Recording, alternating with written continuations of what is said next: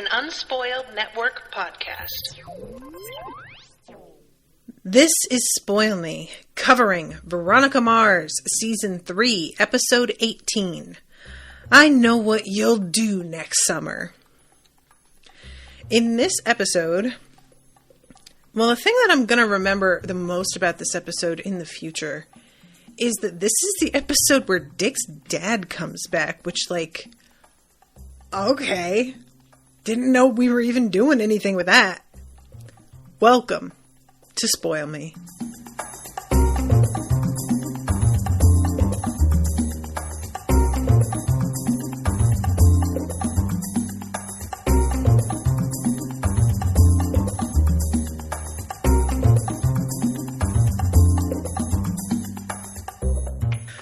Welcome to the show, everyone. I am Natasha. Thank you very much to Sophie for commissioning this episode. Sophie, if you're out there, hi.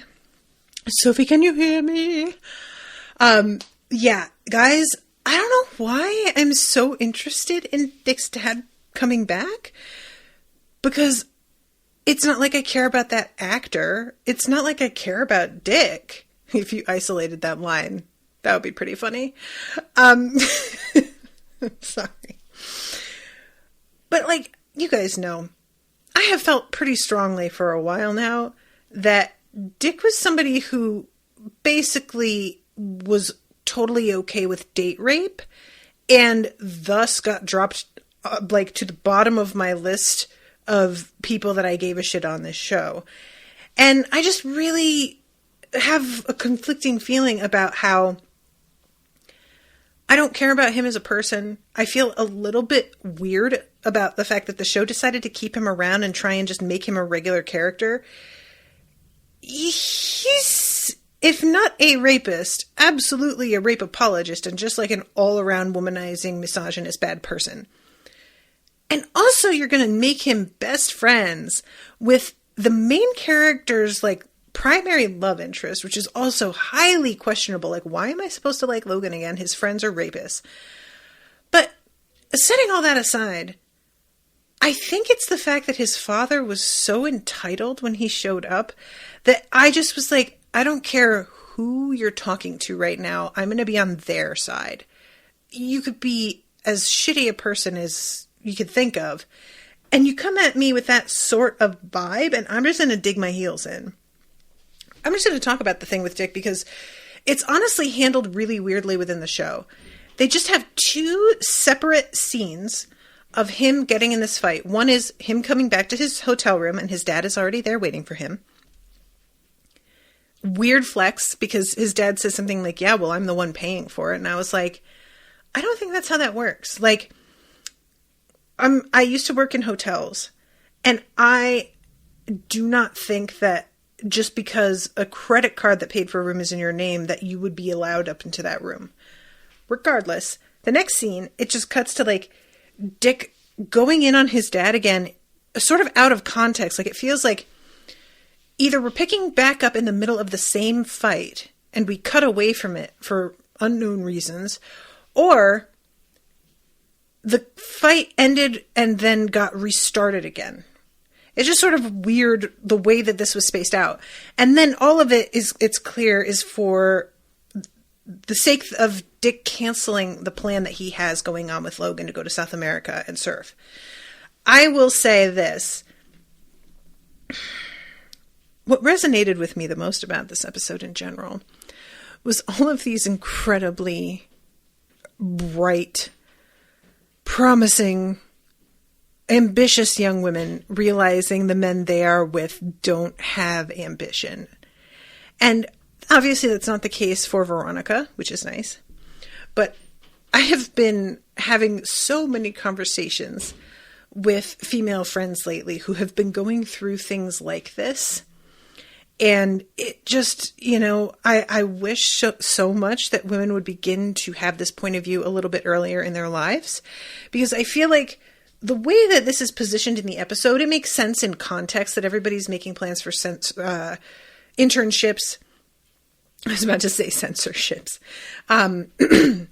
But in the real world, at their age, I think a lot of girls make exceptions for the kinds of behavior that we see displayed, and they wouldn't take it as seriously as maybe they should.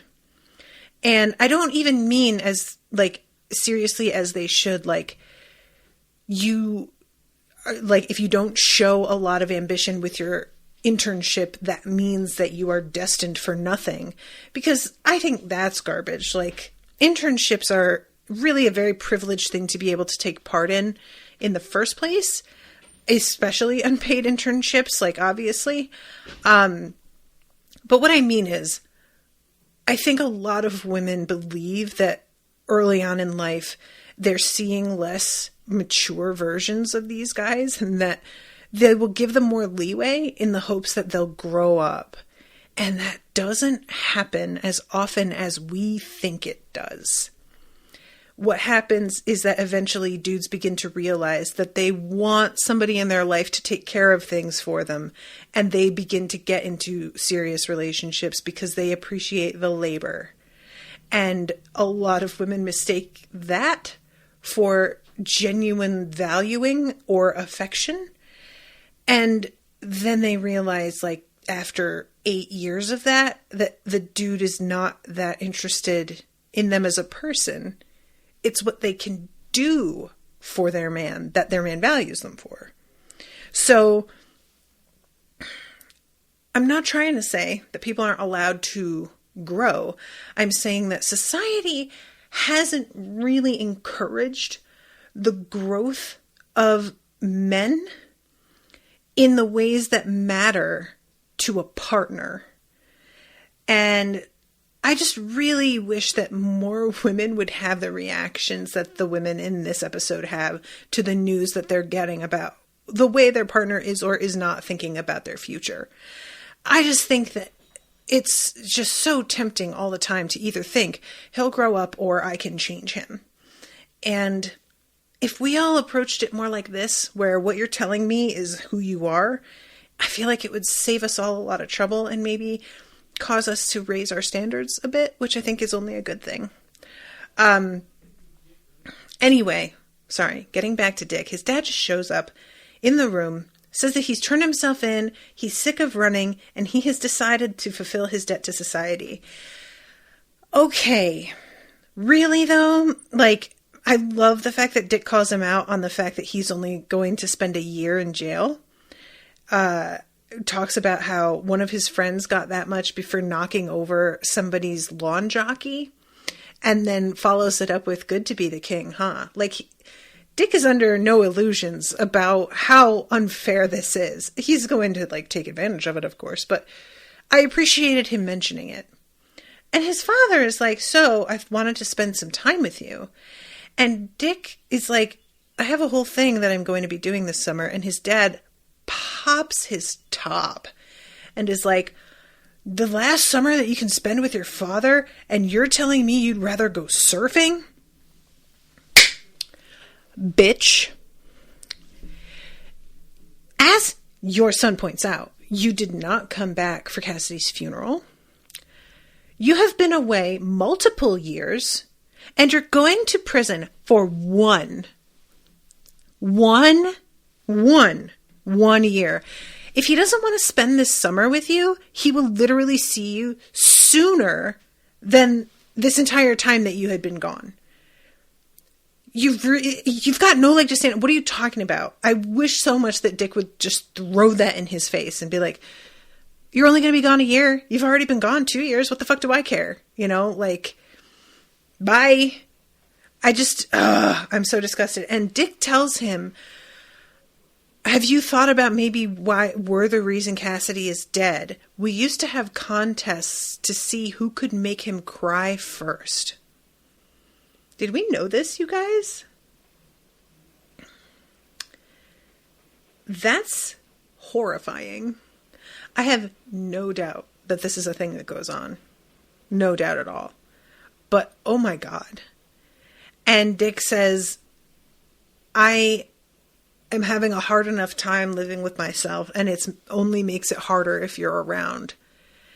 And that's sort of where that scene ends. And then we see him going and telling Logan that he's not going on the trip. And that's pretty much it. Oh, man. That was just like... because, you know, Cassidy died, and we really don't get much in the way of, like, Dick's feelings about the whole thing. And at the time, I just sort of thought it was weird. And then I was like, well, you know, we don't really want to spend a lot more time with this mystery. I can understand deciding that we're just going to sort of sidestep it. But it's not that, like, I don't appreciate the fact that this is being brought back up again. I don't know. I am just in such a weird place overall with it, though, like I said, because I can't be okay with caring about Dick. Like, I would like the show to acknowledge the shit that he did. There's a character in Gossip Girl that's like this, who attempts to rape a character in, like, one of the first 2 episodes. And then later on, it's sort of treated like we're meant to forget about it. And all of a sudden, he's, like, just a rakishly good guy. And eventually, they do come back around to that and have him, like, cope with the consequences of it. But I kind of feel like the show doesn't want us to, like, remember everything that Dick did. I don't know. So let's see. Ariel says Dick froze up like he was being slapped by his dad after that outburst. Huh. Oh, he's walking into his hotel room. The world doesn't stop because she's saying after that outburst, but it was Dick who said that, right?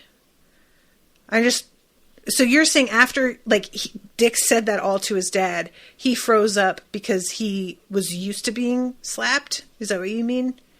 We didn't know about that specifically, but he's talked about similar types of horrible stuff he would do to Cassidy.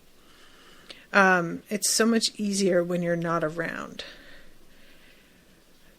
I think it must have gotten backwards, that his dad was frozen. Yeah, okay. After his dad got mad about Dick talking about his surfing trip. Oh, yeah. That was why I was really glad that the argument continued, because I was like, how dare you just roll in and be like, I'm 100% worthy of your time now, and I get to dictate how that works. Like, I am super sad that it looks like Dick is giving in, though, and, like, giving up his trip. I don't like that. I wish that he had just been like, you know what, fuck you, Dad, and gone off anyway. But I don't know, maybe this will be growth for him. So, okay. Cope with Dick. I'm going to talk about Mac real quick. I'm going to pretty much talk about everybody and then Veronica. So, Mac is still with what's-his-face. I can't remember his name, guys. Help me out. But he's the cheater man who provides papers to people. And they have been in a sex and eating cycle, which I've only done this a few times in my life. I've always been somebody who had a job or was in school, and this really wasn't an option. They talk about how they, like, just haven't gone to classes in forever.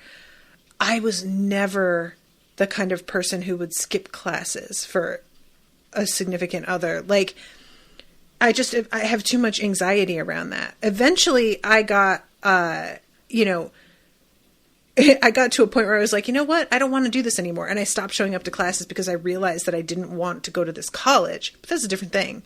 Mac and Max. That's right. Thank you. Thank you, Ariel. But she is talking to him about when was the last time he went to classes. And she thinks that it's going to have something to do with her. And instead he says February. And she has a tiny heart attack.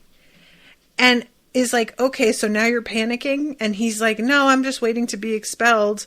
And he says something like, I can almost feel the freedom, or it's very freeing, something like that.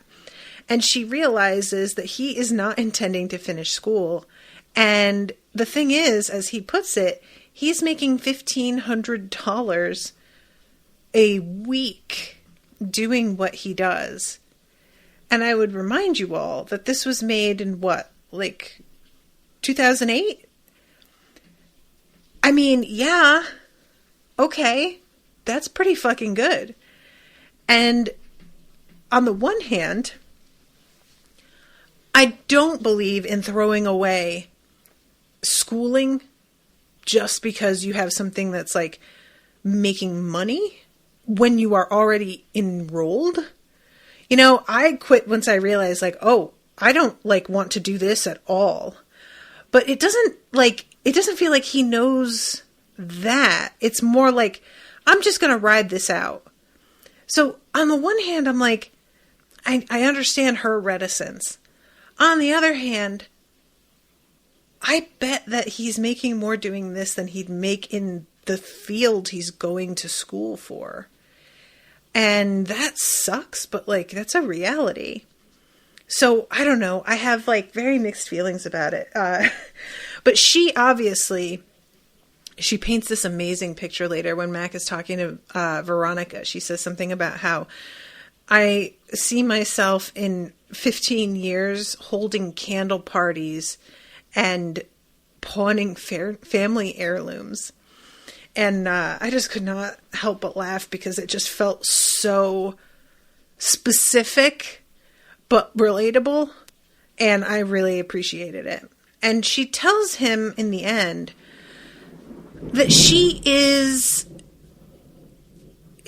can't pretend that his lack of ambition in that department doesn't affect where she sees the relationship going, but she isn't sure how much it affects it. So she's going to continue seeing him. It's just not going to be this completely like wrapped up in their own little pocket universe thing that has been going on for the past, couple weeks. And that seems to me a pretty mature way to deal with it. Instead of just dumping him, be like, I need you to know this may be a deal breaker for me.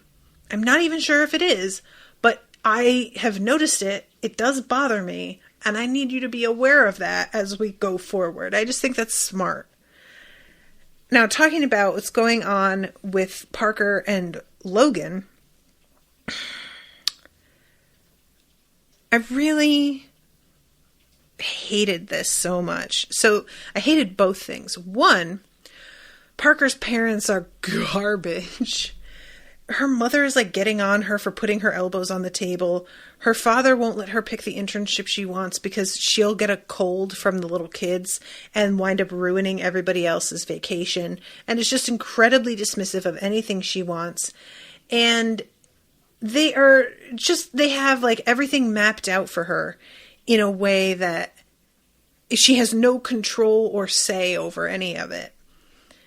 And they ask Logan what his plans are for his career, and it's made pretty clear by the way that it cuts and then the way they're talking later that he didn't make a great impression because he doesn't have any plans. And when she asks him what he's doing over the summer, he tells her that he is going to South America for a surf summer with Dick. The whole summer. And he had never mentioned this, and she had no idea. And this is one of those things that I get really upset about. And this, like, even still happens in the relationship that I'm in now. And it's just really tough for me. When I'm in a relationship, I always think in terms of us. And I know a lot of women are taught to think like this. And so, if I make plans, it is always with the understanding that I am taking into account what they are doing, whether they'll be free, whether they would like this, whether they can make it. And men are often not taught to view the world that way when they're in a relationship. It is not the same, the messaging. So, more than 3 or 4 times, I have run into this with partners where they have made a major decision and haven't even considered me as a factor in what they are thinking about doing or are doing. And I just would so never approach anything without taking them into account. That the fact I was left out of the equation is incredibly insulting It's borderline incomprehensible to me. Like, you live with me. How could you not have thought about how this affects me at all? Or even asked me first? Like, you know? And this whole thing with Parker, she finds out that Logan planned this, and she was like, okay, I mean, I was going to go away for my internship, but it's like a 2-hour plane ride. I was going to be seeing you over the summer. I planned on that. You're just going to South America for the whole summer, and you were just never going to say anything to me? Like, what? And he says, I just didn't think about it. And it's so gross because that's the problem, and he, like, doesn't see that. And later on, he tries to, like, make it up to her and be like, well, I didn't think it through, but I realized that I wouldn't want to be away from you that whole time, so do you want to come with me? And it is made okay by the fact that she doesn't want to do the internship her parents have set up for her, but I really hated that she's the one that's expected to give up her thing. And he's just absolutely not compromising. He's going to do what he was going to do. But she can come. And that's like his generous offer. Not, how about we meet somewhere by plane a couple times, and that way we can still see each other, which would have been a perfectly reasonable way to handle things. If she was going to fly anyway, you know, maybe she could fly to south and he flies north and they meet halfway. But instead, it's you completely change all of your plans for me. And she's like excited about it in a way that I was just, girl, do you not like, and again, it's made to be okay because she doesn't want to be doing the thing her dad set up. And that's the one like out that the show has. Otherwise, this is treated as a true compromise, and I'm just blown away at how incredibly lopsided it still is. Are you serious? And the like how excited she gets and completely disregards the fact that he didn't factor her into his life when you guys are pretty serious, you know? Oh, and the reason this comes up at all is because he says that she could stay here at his hotel room, and she thinks that that's him asking her to move in with him. And then he's like, oh, no, I'm not going to be here. Like, don't you remember? You never told her, dude. So the whole way that this comes around is just the worst. And she goes to Veronica in the meantime before he asks her to come and is like, should I be like offended because I'm offended? But I can't tell if this is because of me or if this is just how he is. And Veronica says it's just kind of how he is. And she's like right about that. But that doesn't actually make her feel any better. Like she kind of hoped it would.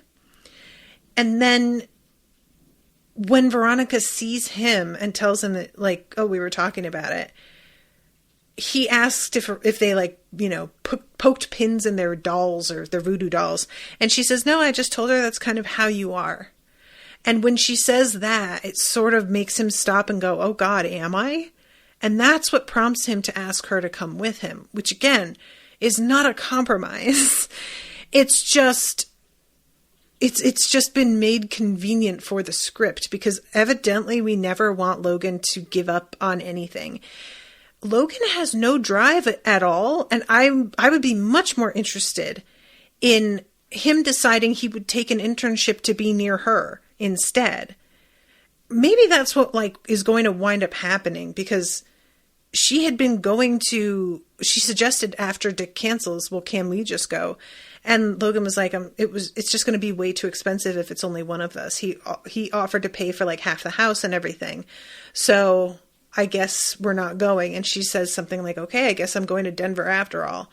And I don't know I kind of want her to get her own internship, like at a daycare, like she said, since she's already told her parents she doesn't want the one in the mail room.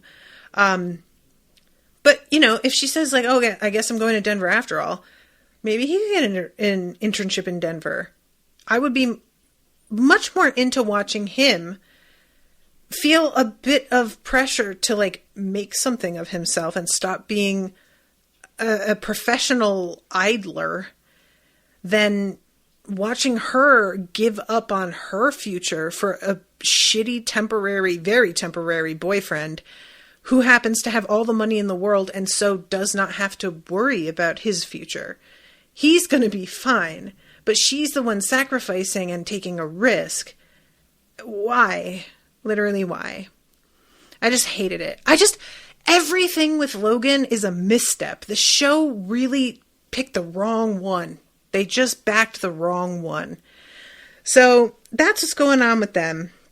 So now we'll talk about what's going on with Veronica. So we've got two things. We've got her and Piz, and we've got her and Apollo, right? Is it Apollo? So the thing with her and Piz, it's weird because she's sort of doing the same thing as Logan, where she's like very excited about an internship in Virginia, while Piz is going to maybe take an internship in New York. And the internship in New York is for Pitchfork. I don't know if that's real, but it's apparently, kind of his dream internship that could lead to really big, great things. But it's across the country. And then there is a different internship here in Neptune, which is much lower profile and much less like world expanding, but he'd be near her. And it's very clear he's asking her what he should do.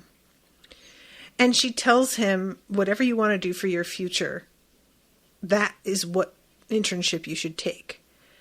Basically, you got to do what's right for you, and our relationship comes second, which is obviously not really what Piz wants to hear, even though it is the correct answer. And I really, this is one of those things that I have never, ever felt like I couldn't leave a person, other than one time when my parents had split up. My dad was alone, and I passed on a job to go back to Connecticut to be with him, which turned out to be an enormous mistake because he had sold the house and I had nowhere to stay, and I wound up having to go and live with my aunt and uncle. So that didn't work. So yeah, the one time that I changed my plans based on wanting to be near a person, it was a massive mistake. And other than that, I have never let that hold me back. I have always been, I am going to go where I need at any given time. So I cannot relate at all to the I'm going to give up on my dream because my girlfriend is here.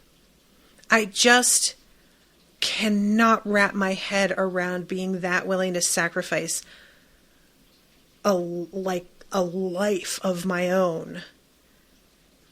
And it's not even about the relationship didn't matter to me. It was always, if the relationship's gonna work, they better be okay with this. That was how I would approach it, just, I have to know that my partner is going to support me in pursuing these things. And if they aren't, and if they're going to be the kind of person that asks me to give up on that and stay, they are not for me, So that was always how I approached it. And so the way that Piz is sort of coming to Veronica, looking to her to stop him from going to New York, and Piz, don't do that. If she were encouraging you to stay, that would actually make her kind of a less cool person and somebody who doesn't care about you that much. That's not what you want. And the thing is, she gets her internship with the FBI, which, ACAB, don't do this, Veronica, but fine. And she doesn't seem to notice that Piz is a little upset over the fact that it's going to be in Virginia. He says it's in Virginia, right? And she just nods and hugs him. And I understand that you're okay with this, but you saw the way he was acting and how he asked you that question earlier. So this is a concern for him. And I just kind of was at the same time though, She just got this amazing news, and I want him to be unmitigatedly happy for her.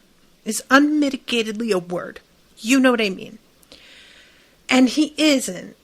So he's kind of doing the thing I'm worried about, where I want you to want Veronica to achieve her dreams. I want you to be 100% in support of her doing this amazing thing that they take like one person a year or whatever. And she got picked. That's huge. I understand that you're a little bit downcast over this, but that's for later. Put it aside. Let her have this moment of just pure joy right now.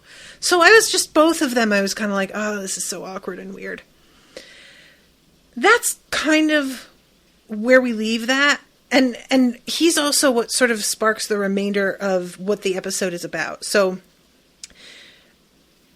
when we start off the episode, her dad keeps popping in to quiz her on criminal law stuff, and her and Piz are reading, and Piz is reading this memoir written by a guy on campus, and her dad makes some, like, kind of quip, a very glib comment about how he's just like a college kid. What's he got to write about how to survive on $10 a day? And it turns out it's a book about a child soldier. And I love Veronica looking at her incredibly awkward dad, shaking her head like, oh, you fool, as he just like steps in it, you know? And it turns out that Piz is going to be interviewing this guy on his radio show for school, which is part of the like wave that's carrying him, because this dude is about to blow up. He like wrote this book. He's going to be interviewed by Oprah, but like Piz got him first. So it's a pretty high profile person, and it's going to do a lot for him. And Apollo is played by, oh my God. Guys, I can't remember his name. Fuck. He's the one from True Blood, the cook. And Lafayette on True Blood. And I really was excited to see him, but then I felt like I didn't love his performance, and I felt kind of bad about it. I don't know if it was the accent or what. I think it might have been, because he had to do accents a bit on True Blood also, and he's not great at them. So I just felt a little bit bad, because I was like, oh my God, it's Lafayette. And then it just sort of fell flat. And I don't know, maybe it's just because Lafayette is such a like vibrant character that every time I see him, I want Lafayette again, and that can't be possible. So maybe that's all it is. But what it turns out, so I wondered if it was going to be that he was a fraud at the start of the episode. And when it looked like things were going that way, I was just like, what are we doing? And then it turns a corner and it isn't, that was all a setup. And I really thought that was like a nice way to undercut that, because the show does get a little bit cynical sometimes. And I could understand wanting to do that and not have this be like a purely soapbox sort of plot point, because I could see it coming across that way. But I really was like super worried initially. I was like, why are they doing this? Why are they like, every time they have people of color characters on the show, they have to make them a little shady, like what's going on? But thankfully it doesn't turn out to be true. So this reminded me a lot when I was in community college. It was after I quit Carnegie Mellon, and I was just like, whatever, I'll just get a degree in anything. Somewhere cheap, thank you. I had a peace and religions class, I think was what it was called. And we had to do a project about conflicts, like international conflicts. And I happened to be working with a guy from Sierra Leone. And he and I were like fairly chatty, actually. He worked in the kitchen at Whole Foods, and I worked in this prepared foods. And we were chatting, and I mentioned the project, and I didn't know at the time that he was from Sierra Leone. And he mentioned that, and I was like, oh my God. And he like told me a couple stories, and I was suddenly like, could I interview you for my paper? Like, could I do something about the Sierra Leone conflict and include an interview with you? And he was like, yeah, sure. And he came over to my house and I taped him. And it was unfortunately some similar type of stuff as Apollo tells her in this episode. The violence that this kid, one of the sunniest, shiniest people I've ever met. Like, genuinely, I never saw him and he wasn't grinning ear to ear. He was like just the kind of person that lifted a whole room. And he's telling me the shit that he went through. And I couldn't, it's just beyond what any human being should ever have to witness or go through. It's not fair. It's wrong. You know, just how is that allowed? That's the kind of shit that makes me not believe in God. Like, you don't put one being through that and then be like, yeah, but I'm a merciful God. Shut up. Shut the fuck up. And yet he didn't seem to carry like any rage with him. Like, I would be just, you know, I don't know. And the way that he told a story was similarly like matter of fact. There's, you know, once you've told your story enough times, I think that the emotion goes out of it sometimes and it becomes just, you detach enough. And yeah, it's truly some horrifying shit. I want to like say a few things, but they're too incredibly awful and I won't. So this dude has written his memoir and is raising a bunch of awareness for the situation with child soldiers. I think he was from Ghana in this episode. And he gets interviewed by Piz, and then Veronica gets a call from somebody who says, I think that might be my son. And they have a note that allegedly Apollo's mother wrote. And if she could match it to something of Apollo's, then this guy could know for sure. What he's doing, essentially, is he doesn't want Veronica to tell Apollo what's going on. He wants to make sure on his end before it gets told. And I was very surprised at Veronica's willingness to do this, because for me, it just felt so... It was so slim. Like, oh, I have a letter written by his mother. Like, that, for me, felt... You could just get a letter from her. Like, anybody could have that and not actually be related to him. Or worse, what if this was somebody, like, awful from his past that maybe has a grudge of some kind and is trying to track this dude down, you know? That said, if they heard him on the radio, they'd know where to find him. They wouldn't go to her. Uganda. Thank you, Ariel. So she goes and pretends that the school paper asked her to interview Apollo and like talks to him about his mother, who was shot in front of him when she came to beg that they let her have her son back. And they made a guy from the village who knew her. Once they realized this guy knew her, they made him shoot her, which is the exact type of shit. Like, it sounds like a movie script, but when I tell you in the interview that I did, that is exactly the sort of like psychological fuckery that happens. They will just do shit because they think it's like vaguely funny, and it's just they've turned off their person button. You know, it's just not there. It's gone. So Veronica asks him if he has anything of hers, and the one thing that he still has is a shopping list that she wrote him because he was on the way to the market. And she looks at that and compares the handwriting, and it's a match. And she's told this guy that she can set up a meeting between the two of them and do this thing. But when she tries to go talk to Apollo, she finds him with the editor of the paper, who has blown her cover and has already told Apollo that he never assigned Veronica to write this article, and she just came around asking you questions of her own accord.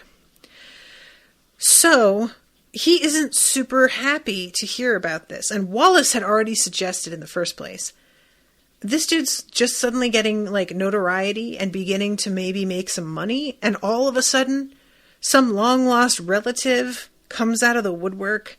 You don't think that sounds weird to you?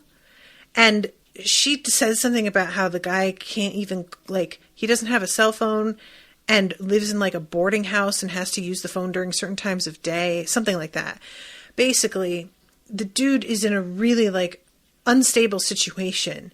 And Wallace is like, yeah, that definitely doesn't sound like somebody looking for a payday. And I felt so bad because, you know, he's not wrong. But also, I feel like if you were going to try and scam someone, you might figure out a way to not make yourself look like you were broke because you knew that would look bad. I don't know, though, you know, maybe you just don't have a choice. And when she, like, she goes looking for Apollo, she can't find him. And she gets rerouted to somebody that he's allegedly not friends with anymore, who tells her all those stories are true for people, but not for Apollo. They did not happen to him. And he didn't write the book, his advisor wrote it. So the next time that she goes, she finally like tracks him down, and he's on the phone with somebody yelling about how they're pulling the plug on, like, there's some, I think it's a movie studio. She presses like the redial button. That's the one thing that I was kind of like, what? Because she doesn't know who he was talking to. So she presses the redial button. They pick up and say like Sunline Studios. And she's like, oh, okay. So I guess the movie deal isn't going to happen. But then he says later that it was all made up. So maybe he was talking to Sunline Studios for another reason. But it was definitely like, when you look back, I'm like, well, or that was real. Were you just faking it? Anyway, when she goes and talks to his father, in quotes so far, the next time, she warns him, I don't know if you are looking for money, but he is kind of on like unstable ground right now and may not actually be able to pull you out of whatever you're in, just to warn you. And the guy gets sort of indignant. But when we cut to them waiting to start the paternity test, the blood test, it's been over an hour and he doesn't show up.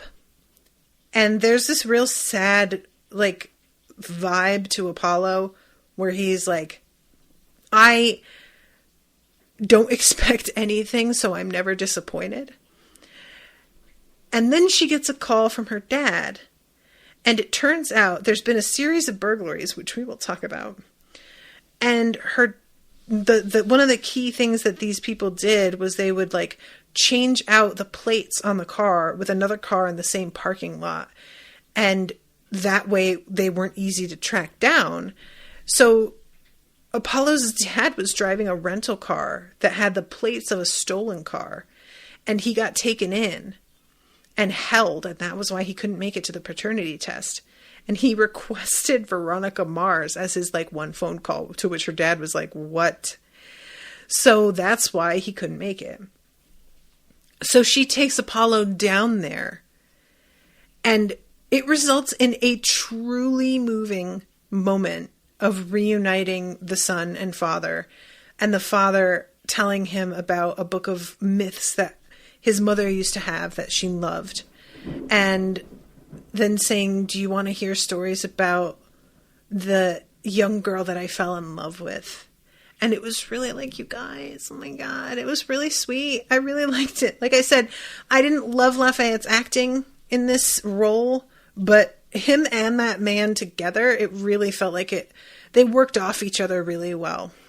And the whole thing with like it not being about the money and there being a happy ending for this person who had been through so much, I just really appreciated that the show was like, okay, we're going to throw this guy a bone and like have something good happen. Thank you, show. Appreciate you. So yeah, that like, I also sort of liked that this was Veronica being a little bit more hopeful as well, because Wallace sort of mocks her for it. And like, he's not wrong.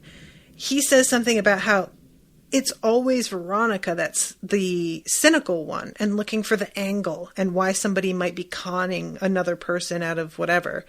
And the fact that she is so determined for this to actually be Apollo's father and for them to be genuinely looking for him, it was kind of a nice change. It did come off as a little bit white saviory in a way, of like her trying to be like, well, I would really like for this to actually be a good thing, you know, but a white savior looking and white guilt for her. But nevertheless, it is nice for her to not be like on the offensive with the cynicism all the time. I sort of appreciated it. Sorry, Sal D'Souza in the chat says, in real life, Dick Casablancas is really involved in Invisible Children. Oh, that's cool. Yeah, that's neat. Thank you, Sal. I didn't know that. I didn't know Invisible Children was real, to be honest. I just assumed that was like a made-up charity for the show, but I should have realized. That's a good idea, to have like a real charity featured. Guys, yeah, I just remembering the stories this guy told me, I just don't know how, like, the memory of him telling me is so awful that it's, like, fucking me up right now. I can't imagine actually having the memories in your fucking head. How much worse that must be. Jesus Christ. Anyway, so, alright, let's talk about Keith Mars and the man who shall forever be known as Tony in my head, even though it's Vinny. I just can't help it, you guys. I don't know why. He is a Tony to me. Okay. So, there have been 8 robberies over the course of the last 2 weeks, I think he says to his guys. And like I said, what they do is they rob a house, and then they change the plates, and then they make off. So far, things haven't been turning up for sale. Eventually, somebody does get brought in. He's being represented by Cliff, who keeps telling this guy, don't answer that.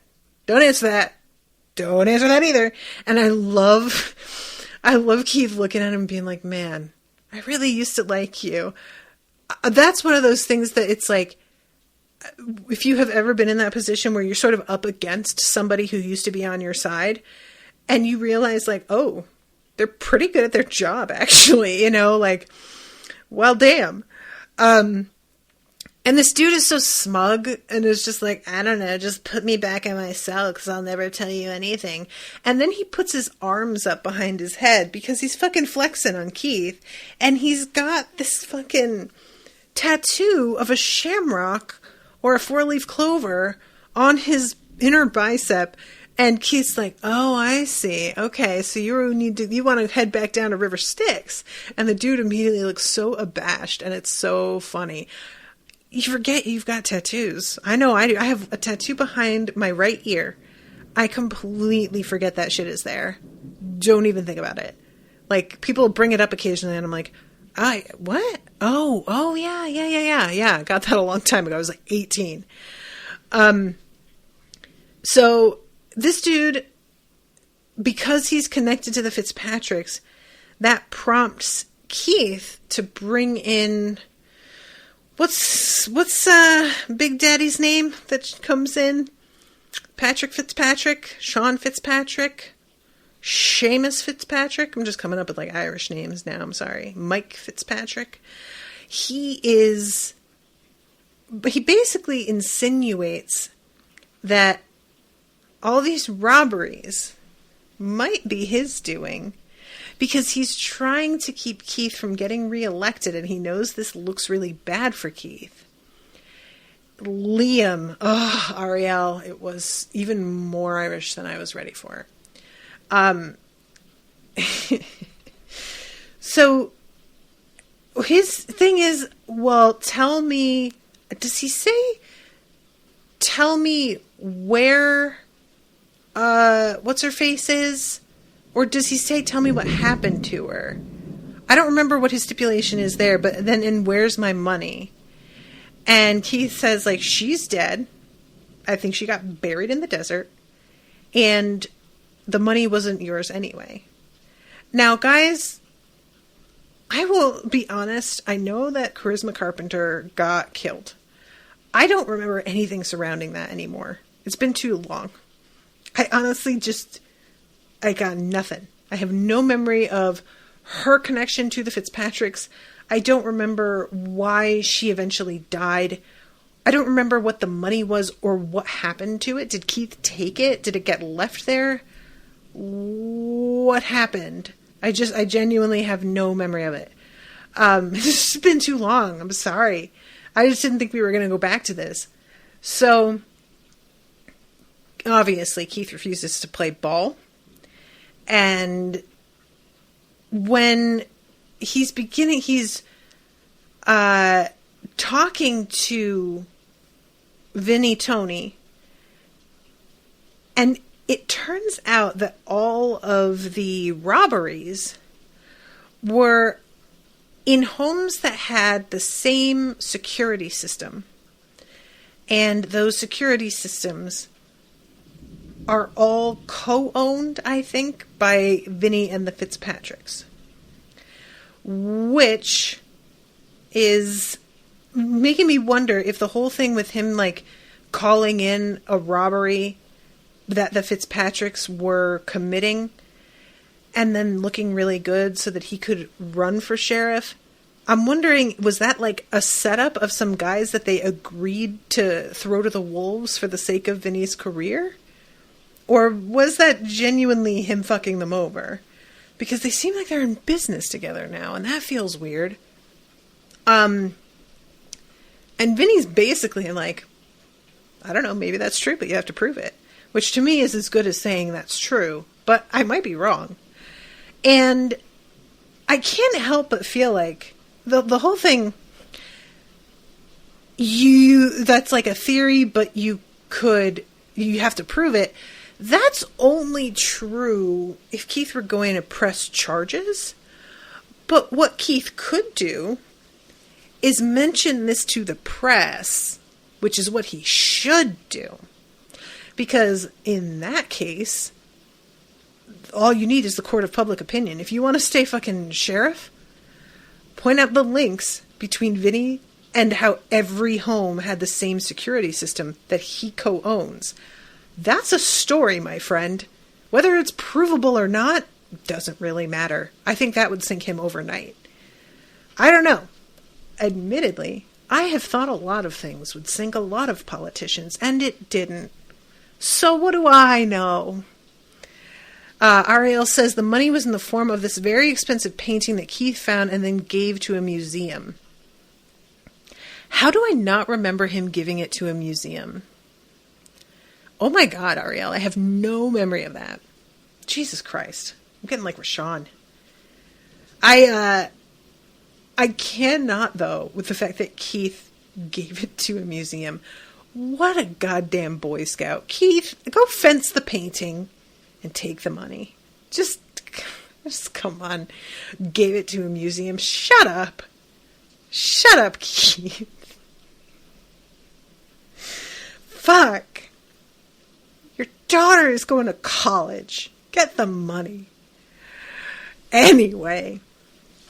So, oh my God, and I forgot to mention that, like, all of this conversation with Vinny is preceded by Vinny wandering around the station talking about how dark molding really makes a space feel smaller, and he is thinking about something in eggshell to open the place up. And I know it's so petty, but it was genuinely really funny to me. I feel like those lines would come off as so much more annoying with a slightly different delivery. But there is something so weirdly, like, gleeful and bubbly about Vinny that it makes those lines feel genuinely amusing. And like you're kind of in on it. Even though he's like fucking with Keith, whom I like and who I stan. And I don't know, I just really like... I hate to be at all on his side because he's obviously like super corrupt. We don't want him to be sheriff. But there is a part of me that's like, but let's just see what happens.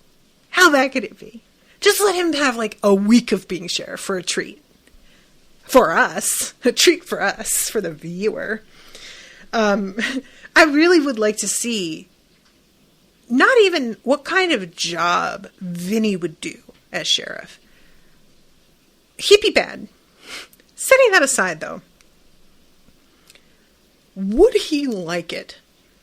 Because this is what I've always thought about Trump. He ran for president as a vanity project. He didn't actually want the job.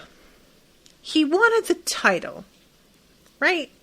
He wanted the fucking prestige. He wanted it for his ego. But the work, no. Which is why he spent most of his time golfing. So, I feel like Vinny is like that. I feel like he wants to be sheriff because he's bored. He's really good at his job, but it's the same fucking photos of cheating spouses and shit every week. And he's just like, you know what? I really would like to retire in the next, 15 years, so I probably should get myself set up somewhere that has a pension. And he just saw the sheriff job and saw that Keith was doing it and was like, well, whatever. Keith can do it. I could do it. I could fucking do it. I'll show you guys I could do it. I don't think it's about the job at all. I think it's just like he doesn't know what to do with himself, to be honest. So what I think is he really should, they let him be sheriff for a week. And he realizes it sucks. And that every instinct he has for how to operate is illegal. And so he can't. Not anymore, now that the fucking, he's under a microscope. But Keith takes sheriff back and then lets Vinny be his, guy on the ground. So Keith can't do the fucking illegal thing that he has the urge to do, because we know Keith has done some impersonating an officer and shit. But he has somebody who will, who's, on the inside. Now, how you get Vinny to be your right-hand guy, I don't know. Because Vinny is, way too big on his ego to be somebody's second in command. So you'd have to figure something out to placate his ego and keep it interesting so that he still just can't help himself and is always sort of, I don't know what that would look like, though. But I think that's what would work out best for everybody, because Vinny shouldn't be sheriff. He really shouldn't. And yet, I've been saying that I would like him to be on the show more. I just find this actor very funny. And there are times where he can play a very similar character. Oh, he gets typecast a little bit. But the more I see of Vinny, the more entertaining and weirdly endearing I find him. And I wouldn't mind him being a more consistent part of the show. I do need for Keith to stay sheriff, though. Don't take that away from me again. We already been through this once. Don't do it. Okay? Let him win this election. Come on. I will mention that, let's see, the next episode is Weevils Wobble, but They Don't Go Down. And then season 3, episode 20 is the finale episode of the season, if I'm not wrong. And then we go to the movie. And The Bitch Is Back is a live watch. So for those of you interested in that, that'll be on Tuesday, May 4th. May the 4th be with you. At 5:30 p.m. And that's going to be a live watch. The next one, Weevils Wobble, But They Don't Go Down, is a regular episode. So I just wanted to let you all know about that. But yeah, I'm curious. what I want, let's say, okay, if I were going to have my druthers, we kill Logan. Just, I don't know, surf accident. He drowns. Kill Logan. Parker gets together with Mac. Okay, partner them. I like that. Piz, he's a little bit too clingy, so he just finds another girl who like wants to get married right out of school, and they just go off. Veronica winds up getting with somebody several years older than her at her internship. She needs to be with somebody older, and also someone very, very smart, sneaky, and who is interested in the same like activities as her. So she needs that. Wallace. What happens to Wallace? I don't know what to do with Wallace because the show doesn't know what to do with Wallace. He winds up like joining up with the Invisible Children in this episode to just go to fucking Africa. And that's it, I guess. That's like what we're doing with him. I don't know. I don't know what to expect there. I don't know if any of that will take, like, because, you know, season 4, I'm assuming we have a time jump, but we're not going to act like everybody didn't age. So I wonder what that's going to look like, because I feel like we haven't had any particular idea about what Wallace wants out of life. He's just been playing basketball, and that's the whole thing, which kind of sucks. And Dick Casablancas goes to therapy, really. That's, like, what I would like to see for Dick, is that he starts getting intense therapy. He can afford it. Go ahead. So I think that's pretty satisfactory. What do you think, guys? All right, I'm going to wrap this up, but thank you again so much to all of you for hanging out with me in the chat. Thank you to Sophie for commissioning the episode. And I will be seeing you all again on Friday, April 30th for Weevil's Wobble, What They Don't Go Down. Toodaloo, motherfuckers.